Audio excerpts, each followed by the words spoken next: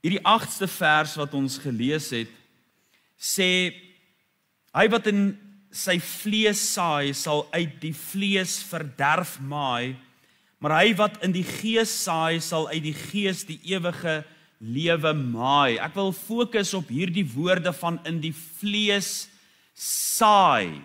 Paulus gereeld, nie net hier in Galasiërs nie, in Efesiërs, in die Korintebrief, praat hy van die werke van die vlees, en dat die werke van die vlees geopenbaar is. Miskien val vanaand se tema vreemd op u oor, maar dis net so uit 'n ander hoek, hoe die werke van die vlees geopenbaar word. Ek praat met u onder die Satan se saligsprekinge. Daar is 3 verse wat baie belangrik vir ons is om die werking van die sielevyand te verstaan. 2 Korintiërs 11 vers 14, en geen wonder nie, want die Satan self verander hom in 'n engel van die lig. Ja, die ou slang, die draak, trek ook kerkklere aan. Maak homself ook mooi en fraai, maar hy is nie daarop uit om kerkgangers te leer en te onderrig nie. Sy modus operandi met mense is om hulle te mislei, om hulle te bedrieg agter sy slinkse planne aan. 1 Timoteus 5 vers 15, die tweede teks, want sommige het al afgewyk agter die Satan aan. Is dit moontlik dat mense onder die geklank van God se woord sit, die waarheid hoor net om later om te draai, soos 'n hond wat terugkeer na sy eie uitbraaksel, soos 'n sog wat na die modder keer? Is dit moontlik dat mense wat die woord van God hoor, tog later 'n afkeer daarin kry en deur die sielevyand gevang word? Mense wat nie waarlik gered is deur die kosbare bloed van die lam nie, alhoewel hulle die waarheid so goed ken. Jy sien, vir hulle sal die laaste erger wees as die eerste. Mense wat gevang is deur die sielevyand, wat in die kake gegryp is en sy eystertande in hulle ingedrywe is. Hy moenie dink dit gebeur deur growwe sonde nie. Partykeer in mense se lewens 'n klein aanpassing, soos 'n skip wat maar 'n paar grade verander. Hier en nou lyk dit soos 'n klein koersaanpassing, maar volg hom kilometers ver en dit bring hom by 'n gans ander bestemming uit as daar maar 'n paar verskywings in koers aangebring is. En so mag dit wees wanneer die sielevyand mense in hulle gemoed aanval, dat hulle hier en daar net anders dink. Jy sien, as die duiwel jou kan kry om anderster te dink, gaan hy jou kry om anderster te doen, want hoe 'n mens in sy hart is, hoe jy in jou hart redeneer, so gaan jy uiteindelik optree en lewe. En uiteindelik van koers afbring. Die 3de vers is 2 Korintiërs 2 vers 10. Dit was om julle ontwil voor die aangesig van Christus, sodat ons nie deur die Satan bedrieg sou word nie, want ons is met sy planne nie onbekend nie. Jy sien, hy is daarop uit om te bedrieg. Hy sal in jou vlees 'n vernoot vind om uiteindelik deur jou vleeslikheid te bedrywe, skade aan te bring. So ook binne in 'n kerk opset, moenie dink hierdie dak hou die Satan weg nie. Ek onthou jare gelede, toe sê iemand, die grasdakke daar op die kweekskool hou nie die duiwel weg nie. So ook hier by ons. Hy het juis sy vurige pyle op ons as kinders van die Here, en hy wil dit op ons afvuur, om ons te kniehalter, ons in die stof te laat, sodat ons genullifiseer is en niks doen vir God nie, dat ons dienswerk uiteindelik belemmer word. Daarom dat ons nugter en waaksaam moet wees, want julle teestander die duiwel loop rond soos 'n brullende leeu en hy soek wie hy kan verslind. Nugter, waaksaam, want daar is strikke gestel en hy wil 'n mens uiteindelik deur die vlees laat lewe, sodat jy die Gees en nie deur die Gees kan lewe nie. Dat jou hele lewe en jou hele bestaan in opposisie en stryd moet wees. Die saligsprekinge van die Satan. Ons kyk so 'n bietjie na die negatiewe, as ons positiewe teksverse in God se woord bestudeer en ons sien wat ons behoort te doen, is die vraag, maar wat sal die duiwel wil hê ons moet doen? Die saligsprekinge van die Satan, die heel eerste een, geseënd is die wat te moeg, te besig is om vir Jesus iets te beteken. Aan hulle sal baie aardse doelwitte gestel word. My broeders en susters, wat 'n ontnugtering. Daardie dag, wanneer ons voor God sal staan en agterkom en besef dat al die begeertes, al die doelwitte, alles wat ons wou bereik in hierdie lewe, of dit is die groot huise wat ons nagejaag het, of die blink motors, of die topprestasie in akademie, of dit is om uit te staan en uit te blink daardie dag, wat 'n ontnugtering, om voor God te staan en te sien dat alles wat deur die vlees gewerk is, tog net 'n gejaag na wind was. Soos ons leer, die doodskleed het nie sakke nie. Daar is nie 'n ventertrailertjie wat agter jou lijksaal aankom, of soos Tutankhamen met al sy skatte en alles in die graf is. Hy kon niks saamvat nie. My broeders en susters, om te besef dat uiteindelik wat deur die Gees gedoen word, dat daardie werk sal bly, maar geseënd is hy wat te moeg is. Daardie dag as die skille van jou oë afval, wanneer jy agterkom dat alles waartoe jy in hierdie lewe jouself so moeg agterna gehardloop het, van maandag tot Saterdag en dan op 'n Sondag te moeg, om selfs op te kom na die huis van die Here. En hierdeur sê ek nie, dit is van u wat voor my sit nie. Miskien 'n tydige waarskuwing aan sommige, dat ons onsself nie so in hierdie lewe moet wikkel, dat ons uiteindelik niks vir God doen nie. Daar is 'n slawedrywer wat jou wil rondjaag, wat jou besig wil hou, van bakboord na stuurboord. En wat jou vinnig die lese wil laat hoor en wil laat sê, man, daar's nie tyd vir rondsit nie, daar's nie tyd vir him en haar nie. En jy word nie stil om te besin oor dit wat belangrik is nie, want jy is moeg. Ek hoor die verhaaltjie wat iemand vertel het van die duiwel en sy demone wat bymekaar gekom het op 'n dag om te besluit hoe gaan hulle 'n spesifieke gemeente aanval, en uiteindelik het die demone en die duiwel beraadslag en plan gemaak oor al die maniere, en het hulle uiteindelik gesê, nee, ons kan dit maar laat vaar. Daardie is 'n klomp getroue mense.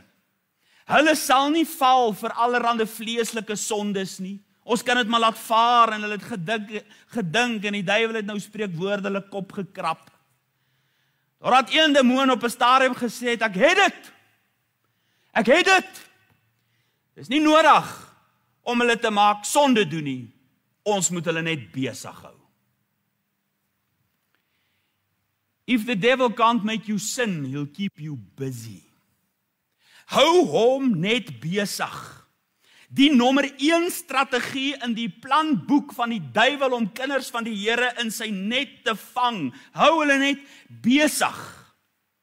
Van kleins af word ons in sekere lewenspatrone ingedrul. Jy moet hard werk dat jy onderskeidings het. Jy moet hard werk dat jy met 'n beurs kan gaan studeer. Jy moet hard werk dat jy jou eie baas kan wees. Jy moet hard werk dat jy kan sorg vir jou aftrede. Die kinders word mos van vroeg af geleer. Onthou, 'n Sondag aand diens is nie belangrik nie. Jy moet huiswerk doen.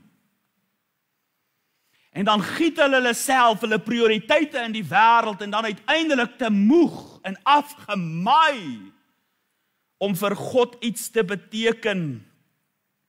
En hoe tragies is dit nie, dat jong mense dikwels hulle lewe uitgiet in hierdie wêreld, en dan as hulle moeg en mat is, hulle het nie eers meer krag om iets te doen nie, dan dan wil hulle nou vir die Here iets beteken. Maar toe hulle jonk was, het hulle die vlees tot beskikking van die wêreld gestel en uiteindelik te besig om iets te doen. Ag, die bekende woorde van Lukas 10, vers 40 tot 42. Maar Martha was baie besig om klaar te maak. Sy kom toe daar staan en sê, Here, gee U nie om, dat my suster my alleen laat bedien nie. Sê dan vir haar, dat sy my moet help. Maar Jesus antwoord en sê vir haar, Martha, Martha, jy is besorg en verontrus oor baie dinge, maar een ding is nodig, en Maria het die goeie deel uitgekies, wat van haar nie weggeneem sal word nie.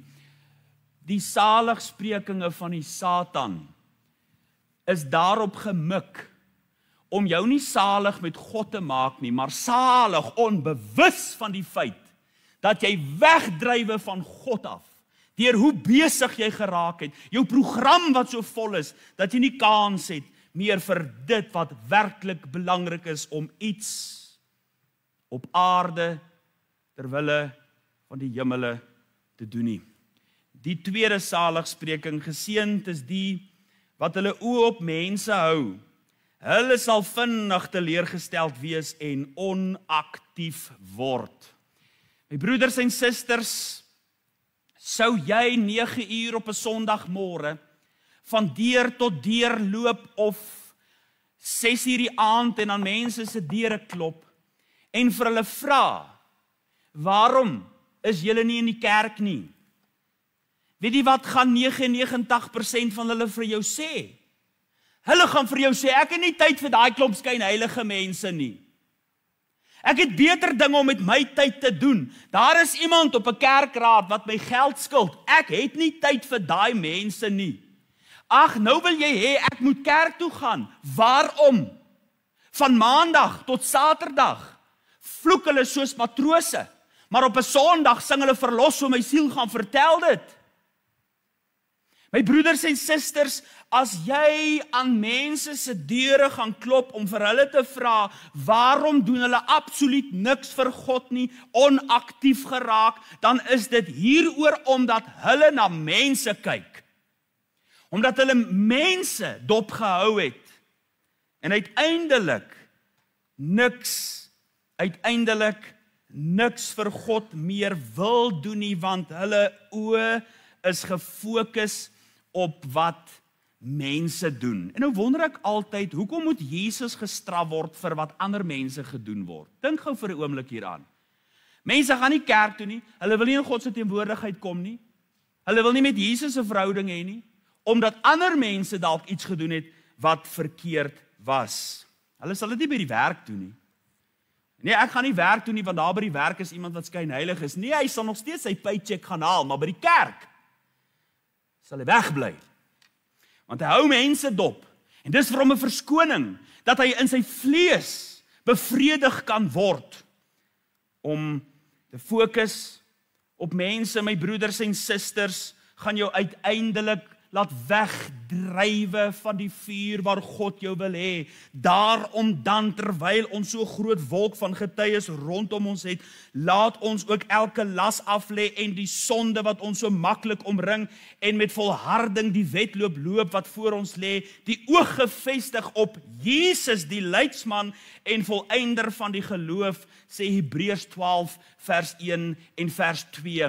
As jy deur jou Christelike lewe wil beweeg of heeltyd na mense kyk, gaan jy een of ander tyd teleurgestel word. Jy gaan een of ander tyd sê, ag, wat baat dit tog. Dis omdat jy jou oë van Jesus afgehaal het, dat jy begin kyk het, maar kyk wat doen daai ou, kyk wat doen daai vrou. Geseënd is die wat hulle oë op mense hou. Hulle sal vinnig teleurgesteld wees en onaktief word. Maar daar's 'n ander kant van die munt ook. Geseënd is die liggeraakte en die wat gou aanstoot neem, want hulle sal gou kwaad word en uitval. Jy weet, jy kry mense wat so sensitief is soos 'n graad 7 seun se vel vir 'n skeermes. Hulle is so sensitief. kan nie sê boe of ba nie. Jy kan nie vir hulle net bietjie snaaks aankyk nie. Het jy gesien? Sy groet my alweer nie. Het jy al gesien? Hy loop alweer verby my. Ek is nou klaar met die kerk. Hulle hanteer my so sleg. Ag, hulle soek net die heeltyd 'n geleentheid om oneffektief te word. Hulle is so sensitief. Ek lees van 'n man wat skryf, as ons liefde selfsugtig is, as ons verwag dat ander mense aan ons verwagtinge vir liefde moet voldoen, sal ons maklik aanstoot neem wanneer hulle nie reageer soos ons wil hê nie. Jy sien, wanneer ek my hart gevul het met selfsug, dit gaan eintlik net oor my. En mense moet reageer soos ek wil hê hulle moet reageer. Hulle moet doen wat ek wil hê, want my hart is nog vol van myself. En hulle doen net iets wat nie na my smaak is nie, dan wip mense hulle self, hulle ruk hulle kuite op dat hulle rugspasmas kry. Dis verskriklik om te aanskou hoe mense so kwaad kan wees oor die geringste, en dis net 'n simptoom van 'n selfgesentreerde lewe. Hulle is nog alive and kicking. Hulle het nie by daai plek uitgekom waar hulle sterf in hulle self mishaag, hulle self verloon nie. En gewoonlik die reaksie op iemand wat lig geraak is, of hulle reaksie is dat hulle dikwels so onredelik is, aggressief oor kan kom, kleinserig kan wees, oorgedrewe. Hulle sal selfs val in neerslagtigheid, selfbejammering, omdat hulle so vol van hulle self is. Hulle kry so seer. Hebreërs 12 vers 3, want julle moet ag gee op hom wat so teespraak van die sondaars teen hom verdra het, sodat julle in julle siele nie vermoeid word en verslap nie. Die voorbeeld wat ons hier in Hebreërs 12 vers 3 van die Here Jesus sien, is ten spyte van al die beledigings, ten spyte van al die spot en die hoon en die veragting, het hy koers vas kruis toe geloop, want hy het 'n taak gehad om uit te voer. Maar sommige mense kan so vinnig deur die geringste stormpie wat rondom hulle losbars net sê, ag, nou gooi ek ook handdoek in. Salig is die liggeraakte en die wat gou aanstoot neem, want hulle sal gou kwaad word en uitval. Geseënd is die klaakous en kritikus. Ek is ene ore vir hulle, want hulle sal vinnig tweedrag in 'n gemeente veroorsaak. My broeders en susters, groot gif in 'n mens se lewe wat versprei kan word, veldbrand, is die woorde van 'n mens se mond. Die klaarkouse, die murmureerders wat al ewig besig is om foute te vind met alles. Geseënd is die ou klaarkouse en die kritikus, want hulle sal vinnig tweedrag in 'n gemeente veroorsaak. Tweedrag, my broeders en susters, is die vrug van 'n kritikus. My definisie van 'n kritikus is die volgende. 'n kritikus is iemand wat self te lui is om iets te doen, maar genoeg krag het om ander daaroor te beledig. Dit is soos die wat daar op die kantlyn staan en na die rugbywedstryd kyk. Self het hy nie die vermoë of die talent om in die skram te sak teen die All Blacks nie, maar hier van die kant af weet hy presies hoe dit moet gebeur. Hy het sy kop nog nooit in 'n skram laat sak nie, maar hy weet alles van hoe dit werk. Hy weet hoe die wedstryd geblaas moet word, maar self het hy dit in sy lewe nog nooit gedoen nie. Hy sal vir jou sê hoe daar gepreek moet word, maar self het hy nog nooit gepreek nie. Hy kan vinger wys na die kerkraad, nie getrou om daarop te dien nie. Dit gaan my verstand te bowe, dat jy mense kry wat sê, ja, het jy gesien wat die kerkraad doen, maar hulle self is nie getrou om daarop te wees nie. Dan sê mense, die mense by die kerk is skynheilig. Luister man, almal is skynheilig. Jy sien dit mos daar by die spoedkamera. Hulle ry 120 en dan sê die spoedkamera 80 en trap hulle almal briek en as daai briek verby is, die spoedkamera is verby, dan ry hulle weer vinnig. Nie kerkmense beskuldig dat hulle skynheilig is nie en self agter die deur staan nie. Hulle weet presies hoe die voorsang behoort te wees, maar self in hulle lewe nog nooit op die noot gesing nie.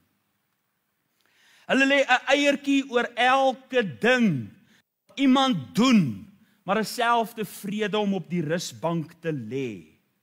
Hulle is vol stories en vol kritiek teenoor die CVV, maar kan self glad nie 'n konstruktiewe bydrae lewer nie. 1 Korintiërs 10 vers 10, en moenie murmureer soos ook sommige van hulle gemurmureer het nie, en hulle het deur die verderwer omgekom. Filippense 2:14, doen alles sonder murmurering en teespraak, sodat julle onberispelik en opreg kan wees, kinders van God sonder gebrek te midde van 'n kromme verdraaide geslag onder wie julle skyn soos ligte in die wêreld. Het jy mooi gehoor wat ons hier gelees het in Filippense 2 vers 14 en 15? Hy sê, doen alles sonder murmurering, sodat julle onberispelik kan wees. Dit blyk uit hierdie vers, dat 'n mens baie keer heilig kan lewe, dat daar nie noodwendig verkeerde dinge in jou lewe is nie, maar daar is een ding wat jou weghou van onberispelikheid. Dis wat hierdie vers sê. Daar is een ding wat verhinder dat jou lig skyn. En dit is die feit dat jy vol kritiek is. 'n hart vol murmurering. Daar rondom die braaivleisvuur flikker die vlam van die vuur. En dit is daarom daai braaivleisvuur waar jy net so negatief kan wees dat jou vlam nie skyn nie. Een ding kom kort. Salig. In die volgende plek. Salig is die kerklidmaat wat na sy eie kerk genooi moet word. Hy is deel van die probleem, nie die oplossing nie. Hoe tragies is dit, dat wanneer daar 'n groot sportpersoonlikheid vorentoe kom, en hier sy getuienis op 'n Sondag aand sou gee, wou ek vir u sê, jy was nie plek vir 'n muis nie. Maar wanneer daar gesê word, Jesus gaan hier wees, dan is mense onaangeraak en onaangeroer daardeur. Maar wanneer Peer Spies sy verskyning hier sou maak, of Jannie de Beer, of een of ander groot sportpersoonlikheid, dan sal die kerk vol sit, om te hoor wat hulle te sê het. Hoe tragies is dit, dat daar altyd innoverend gedink moet word, altyd nuwe planne gemaak moet word, programme en besoekers Sondag, en dinge moet gereël word om dit interessant maak, die temas moet vir mense tog aangrypend wees, en steeds is mense ongeërg. Hoe tragies is dit dat mense nie lief is vir die woord van die Here uit 'n spontane hart wat sê, Here, kom praat met my, kom rus my toe vir my dienswerk, maar hier skuil nog 'n bietjie 'n hart wat eintlik op 'n manier bevredig wil word, dat hulle eintlik nog hier is vir hulle self, en solank hulle gediens word, dit gaan nie oor 'n erediens vir God nie, maar hulle dink hulle is die middelpunt van belang, en hulle moet gedien word. As jy begin in jou erediens nip one, slip one, stokkies draai, wil ek vir jou sê, dis nie lank nie, dan begin jou geestelike lewe agteruitgang. As 'n volk nie meer kerk bywoon nie, is dit die einde van daardie volk, 'n elendige, verdrietige toekoms wat so volk in die gesig staar. U sien, die woord van God, om onder die geklank van God se woord te wees, het 'n reinigende effek op 'n mens se hart en op 'n mens se siel. Dr. Willie Maree vertel een keer van 'n man wat by hom gekom het en gesê, Dr. Willie, dit help nie, ek kom meer kerk toe nie. My gedagtes is soos 'n sif, die woord val bo in en onderuit. Ek onthou niks as ek huis toe ry nie. Toe sê Dr. Willie vir hom, wel, soos die water deur die sif val, dan word die sif daarom skoon. Jy onthou dalk nie alles wat gepreek is nie, maar die woord maak skoon. Dit reinig, dis 'n waterbad wat jou reinig. En gewoonlik as mense met verkeerde dinge besig is, dan wil hulle nie meer in die teenwoordigheid van God kom nie, dan hardloop hulle daarvan af weg. En dis presies wat nie moet gebeur nie. Jy moet kom na die lig toe, dat die lig jou werke kan openbaar. Want die opening van God se woord bring lig. Laat die lig van God in jou hart inskyn. Kom hoor wat God vir jou wil sê. En laat ons die onderlinge byeenkomste nie versuim so sommige die gewoonte het nie, maar laat ons mekaar vermaan en dit des te meer na mate julle die dag sien naderkom. Ons moet mekaar vermaan. As jy jou broeder sien nie by die kerk is nie, moet jy vir hom vra, waar was jy? Wat is fout? Ek weet van mense wat bitter kwaad word as jy oor kerkbywoning praat, want dis die sonde wat jy nie kan wegsteek nie. Maklik om voor te gee, maar jy kan dit nie wegsteek nie. Salig is die kerklidmaat, wat na sy eie kerk toe genooi moet word, ag, die dienstye moet verander word. Dominee, as die dienstyd nou eers 5 uur is, dan sal ons kerk toe kom. Daai selfe mense wat daai voorstel maak, is 5 uur nie daar nie. Dominee, as die diens nou eers 4 uur is, luister man, as hierdie diens agter die aand sou wees, die wat hier wou wees, sal hier wees. Om in die teenwoordigheid van God te wees. Die voorlaaste, geseënd is hulle wat nooit hulle tiendes betaal nie, hulle hou die kerk van Jesus arm, hulle is my helpers. Ons sing so dikwels, neem my lewe, laat dit Heer, U gewy wees meer en meer. Of ons sing, my al is op die altaar en wagtend op die vuur, maar vir baie mense is dit goedkoop woorde. Want wanneer die betaling van daai woorde aanbreek, dan was hulle nou nie so ernstig, soos wat die liedjie gesê het, ons behoort te wees nie. Ek wil net een ding tog sê, as iemand ooit in die EG Kerk 'n predikant beskuldig dat hy heeldag en aldag net oor geld preek, dan sit ons in die verkeerde dienste. Want dit word baie min oor gepraat, dalk hier en daarna verwys. En ek het al gehoor dat mense sê, ag, as daar oor geld gepreek word, die dominee soek nou weer geld. Luister my vriende, as ons na hierdie kerk toe gekom het om geld te soek, dan moet ons koppe laat lees.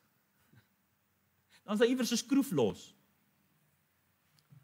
Jy word nie 'n predikant en verkondig die evangelie van Jesus Christus in die evangelies gereformeerde kerk as jy agter geld aan was nie. So moenie dink dis hoekom daar oor geld en finansies gepraat word nie. Die punt is net, wanneer kinders van die Here ongehoorsaam is. Ek onthou op kweekskool het Dr. Willie ons geleer, dat dikwels is finansies 'n barometer van 'n gemeente se geestelike lewe. En my bydra wat ek wil maak, want solank as wat ek vashou, solank as wat ek sê, jong, maar dis dan my tiende, is nie jou tiende nie, dit behoort aan God. Solank as wat mense daaraan vashou, is dit as gevolg van 'n hart hier binne vol selfsug. D.L. Moody het gesê, die enigste manier om van selfsug ontslae te raak, is om te gee wat aan God behoort.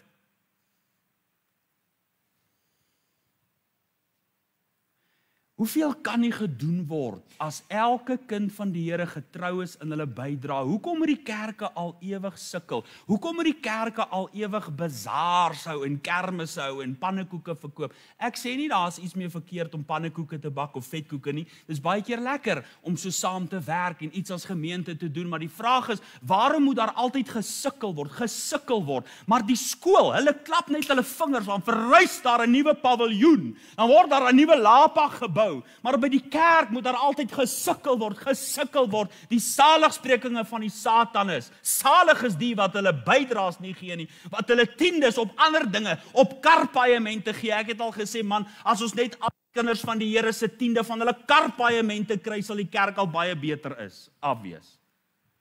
Al ewig so gesukkel om iets te doen. Dan moet nuwe teels, dan moet ons gaan kyk na die goedkoopste teels. Almal se huise verruis, maar die huis van die Here lê dikwels in skerwe. Mense moet in gehuggies, daar moet hulle by mekaar kom. Dink net hoeveel gemeentes kan gestig word. uitgereik word, sendingkerke geplant word, die evangelie uitgedra word, nuwe gemeentes begin word, as daar getrou gegee word. 1 Kronieke 29 vers 9 en die volk was bly oor hulle gewilligheid, want met 'n volkome hart het hulle vrywillig aan die Here gegee en ook koning Dawid was baie bly. Die laaste wat ek vir u noem, is geseënd is hy wat na hierdie preek luister en dink dis slegs vir ander mense en steeds voortgaan in hulle ongehoorsaamheid. Hy het jou reeds mislei. Geseënd is die een in die oë van die Satan, as die woord van God vir jou soos water van 'n eend se rug af is. Die woord gaan nie daar diep in jou hart in nie. Weet jy, kry twee mense, die een sit in die diens en hy hoor God se stem en die ander een se hart bly onbeweeg. Dieselfde reën wat uit die hemel uitval, wat groei kan bring, kan ook 'n stuk grond so hard maak dat die boer eers weer die ripper daar moet insit of die ploeg daar moet insit om die grond om te dolwe. Jy sien, dieselfde woord wat aan mense kom, kan die een hart sag maak en groei kan plaasvind, maar die ander hart so hard maak. Daarom dat ons sê mense kan blink gepreek wees, hulle broeke is blink geskuur op die kerkbanke, maar die woord van God dring nie tot hulle hart en tot hulle siel in nie, en die wat tog sê ek hoor, pas nie hulle lewe daarby aan in die res van die week nie. Jesaja 42 vers 20. Jy het wel baie dinge gesien, maar daar geen ag op gegee nie. Die ore oopgehad, maar jy hoor nie. Sagarias 7 vers 11. Maar hulle het geweier om te luister en wederstrewig die skouer afgewend en hulle ore toegestop om nie te hoor nie. Dink die woord wat kom vanuit hierdie kansel, nie net vanaand nie, vanoggend, verlede week, die woord wat kom. Luister ons nog? Of het ons net hoorders geword en nie daders nie? As ons net hoor en ons hoor, maar ons rig nie ons lewe na God se welbehae en wil nie, dan leef ons net so goed die wil van die Satan uit. As ons nie luister na God se woord nie. Die saligsprekinge van die Satan vanaand, miskien so 'n bietjie uit 'n ander hoek uit. Die werke van die vlees wat geopenbaar word, so besig met my eie drome, my eie agendas, my werkskaf, van stuurboord na bakboord. Miskien die fokuspunt van my eie lewe, waar alles maar net om myself draai, tog so fyn gevoelig. Uiteindelik, my broeders en susters, die werke van die vlees vol kritiek teenoor enige iets wat net nie volgens my smaak kan wees nie. En om dan uiteindelik, as dinge net nie 'n bietjie gaan na my sin en smaak nie, om kerkbywoning sommer maar net te vermy, my offergawes terug te hou, hoe tragies is dit as jy hoor, iemand probeer die dominee boelie deur sy 10de. Dominee, jy sal weet as ek my 10de gee. Dominee, jy sal dit voel as jy my ongelukkig maak, as ek my 10de terughou. Dit gebeur in gemeentes waar mense sê hulle is Christene, jy kan dit nie glo nie. Die werke van die vlees geopenbaar, wanneer die woord net nie tot jou hart deurdring nie. Die broeders en susters, jy weet hoe staan jou saak vanaand voor die Here. Is daar dalk nie 'n vangnet wat oor jou gegooi is nie? Is daar dalk nie vanaand 'n eysterbal aan jou voet wat jou terughou, 'n hart wat dalk nie gereinig is nie, wat nodig is om oorgegee te word aan God vanaand? Jy het die stem van God se woord in jou hart gehoor en jy sê vanaand vir die Here, Here, ek wil nie in hierdie strikke trap nie. Ek wil vrykom. Dan kan jy. Daar is verlossingskrag in die werking van God, sy Heilige Gees, die verlossing wat daar is deur sy bloed, die reiniging wat jou kan skoon was, vrymaak van enige band, om in die wil van God te lewe. Vanaand vir jou, wil jy nie kom? Wil jy nie kom dat die woord diep in jou hart insak en sê, Here, neem weg wat hinder, trek my nader aan u sy. Vanaand 'n geleentheid om jouself voor die Here te verootmoedig en sê, Here, was my skoon, dat ek volgens u wil kan lewe. Amen. Welsalig wie van skuld en straf onthewe, die woord mag hoor, jou sondes is vergewe. Want God wat groot is in barmhartigheid, het hom vergewe en skuld die skuld omkwyt. Welsalig wie hier geen enkel stonde toereken wil die boosheid van die sonde, en wie se gees van alle valsheid vry, voor God ontmoedig al die skuld bely. U is de Heer wat tot my hulp gereed is, 'n skud en skerm in alle angs en liefdes. En nood my red met jubels my omring, en in my gees weer vreugde laat ontspring. Maar nie, o God, u goedheid reik nog verder. U sê ek wou jou oppas soos 'n herder, en wil jou voet op veilige pad laat gaan, waarop my oog jou altyd gaan.